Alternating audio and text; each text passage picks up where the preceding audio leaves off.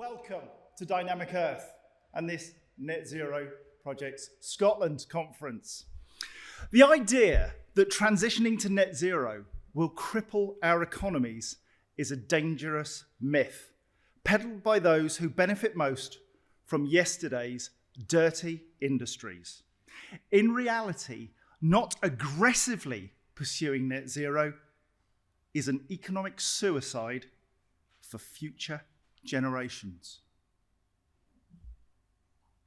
As I say, welcome to the Net Zero Project Scotland conference.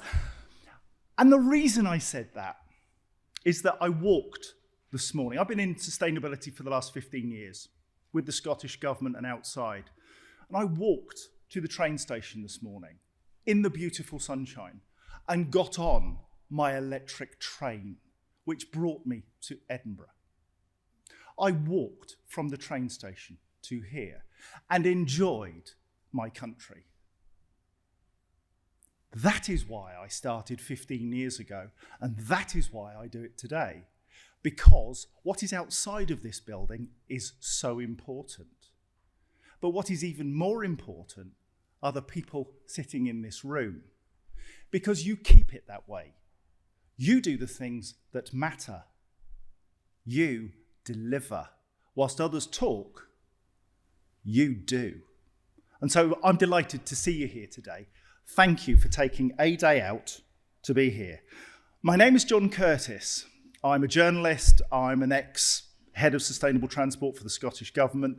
I'm invested in net zero. I'm the chairman of the NetZero Club, which now has about 2,500 public servants who come together to collaborate and deliver projects at scale and pace to make for a better tomorrow, but also a better today.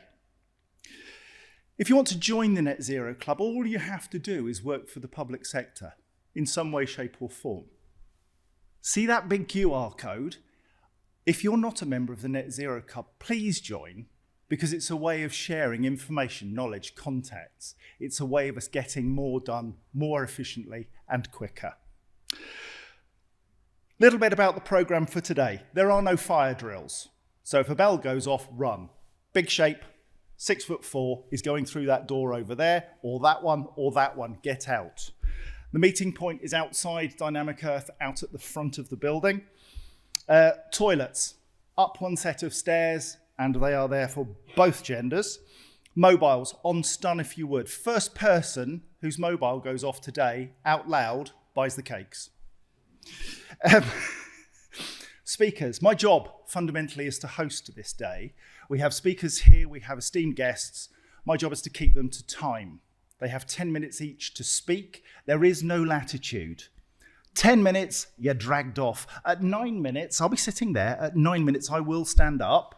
You have 1 minute to go. At 10 minutes, you're off. I overran by an hour last year. That is not happening again. Ministers, however, get a little more latitude, and so you speak for as long as you wish. We've got a day packed full of insightful discussions. This morning, our session focuses on decarbonising our cities, regions, and the built environment. We're honoured to have Dr. Alistair Allen, MSP, the Minister for Climate Action for the Scottish Government, delivering our keynote address. More of that in a minute. Coffee's at 10:40. We've got a Q&A session with our speakers at 10:25. Coffee at 10:40. We restart at 12 o'clock, looking at zero-emission transport. Yes, come on. And then this afternoon, we'll be going into retrofitting for the built environment, addressing the significant challenges and opportunities of making our existing buildings energy efficient and fit for the net zero future. We finish at 3:45. Not 4:45 as I did last year. Right, let's get started. I encourage you to actively participate in discussions, ask questions. These people want your questions. They need to know what you need. I'm confident that by working together, and I'll be the first one to use the C word, collaborating, we will have better outcomes. Thanks for being here. Thank you for those who are joining from around the world on our live stream. If you belong to the Net Zero Club LinkedIn page, the live stream details are there. Repost them for us. Tell your friends. Tell people who are still at work doing something positive. Actually, making things happen. Get them to repost it. The more people that see this, the more know that net zero is far from dead. It is alive and well and in your hands.